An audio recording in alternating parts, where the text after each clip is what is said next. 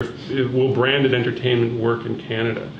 And most advertisers or agencies are somewhat doubtful. But to me, it won't work under the current construct. It won't work if you create if you expect to get payback on a high production, broadcast quality television commercial.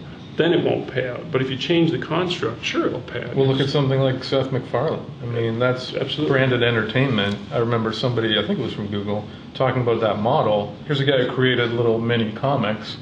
I mean, they are very much the same type of model that you saw in the early days of TV.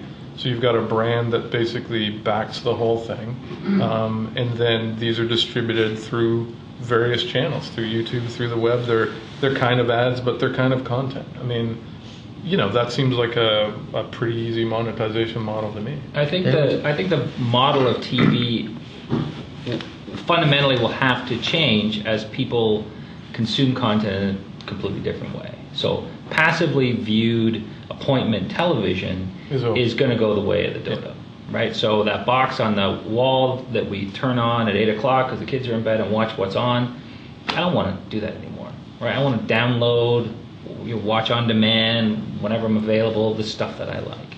So the whole aggregating an audience and selling that audience to an advertiser and then using that money to buy Ferraris or whatever they do is not going to happen anymore. So I think the way advertisers have to connect with programming to make it viable and still have the HBO model and still have good content being created by people who want to get paid to do it is gonna switch. And I think we've seen stuff with video, and YouTube has it, and a company that I worked with has created this stuff as well, this sort of clickable video, right? So I think advertisers will you'll interact with video content the way you interact with all online content.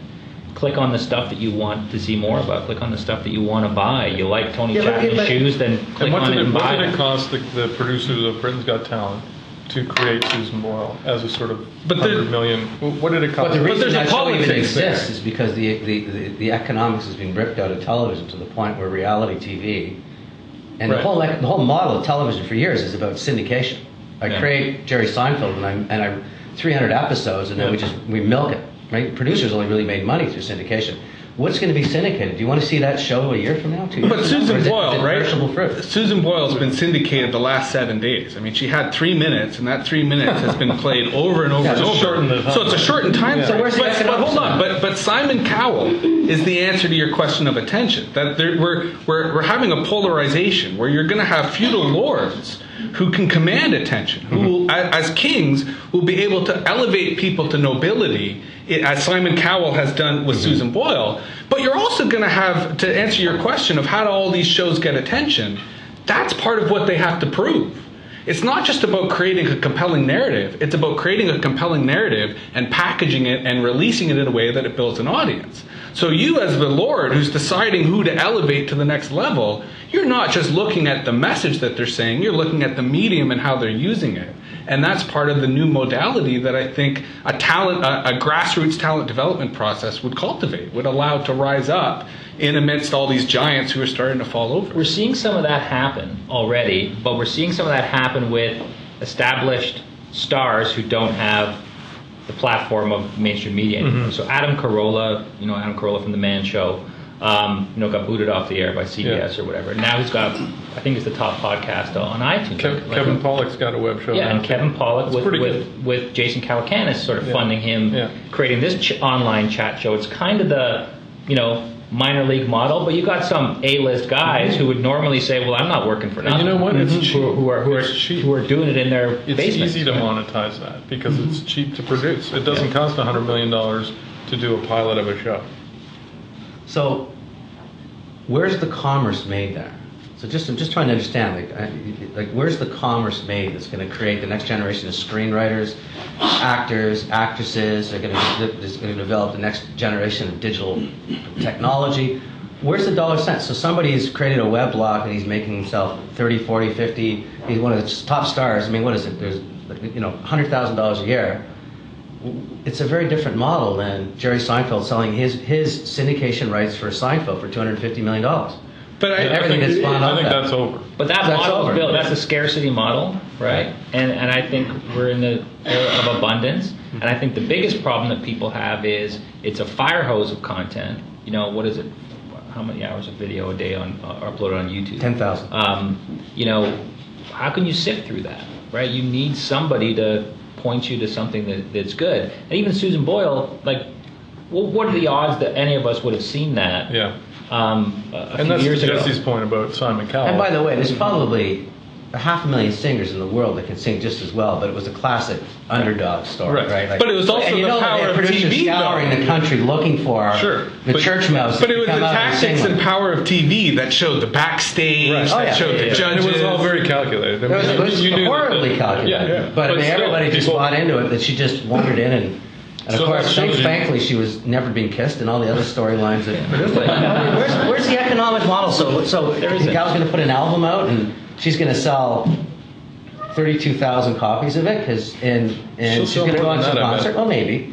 But So then she does live performance. she does some live But performances. right now, I think new And- media Yeah, stuff but no, supports that's not the old it. model, right? So what's there everybody else in between? What about But all those so this- bands but and this- musicians and They're actors? scripted. But see, Yeah. yeah. See, the thing is, there is no answer, right? It's the fact that this is, and I'll steal this, but this is Gutenberg. This is 1500 in the sense that we're in the middle of a revolution, right? If you ask people,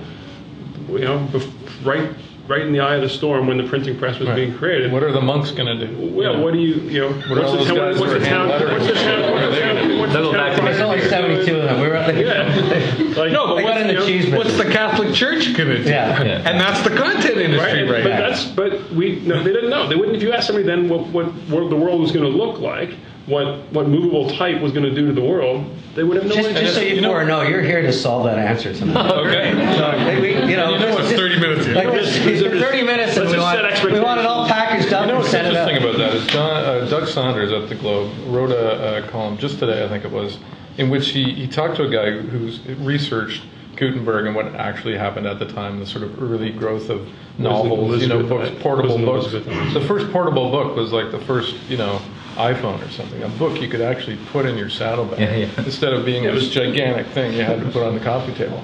But what happened was books were seen as unreliable because you couldn't tell who Right. wrote them. Right. Right? They weren't done by this group of monks. They didn't look as nice. They were cheap and trashy. Yeah. So Yeah. what that created was a market for authority. So people actually started going to the hand-lettered monk stuff because it felt more valid. And I think you're seeing the same thing with whether it's Simon Cowell or the traditional media, and people in that media still have value because they can say this is valid and this is not. I mean, people So are they're a still search engine. Well, no, they're look at that. validity. They're- Look at that from another way, right? The pamphleteers that Gutenberg enabled were the bloggers of the era, Right, and exactly. the monks were the Exactly. mainstream media, Exactly. and people were making their decisions. Do I trust these guys or not? Right. Maybe I do, or maybe I want to stick with this. So it increases The But it's- differentiator was literacy, right? Yeah. Yeah, because you got to be Google honest, it created- wasn't the monks, it was the stained glass windows that did all the communication. Yeah, yeah. Yeah. Of the era, because nobody Yeah. could read. But as soon as people were, as soon as you created literacy, you Yeah. created choice, right? You created people who decided but they the wanted difference- to. More information Tony, created the need for someone to Yeah. filter that information.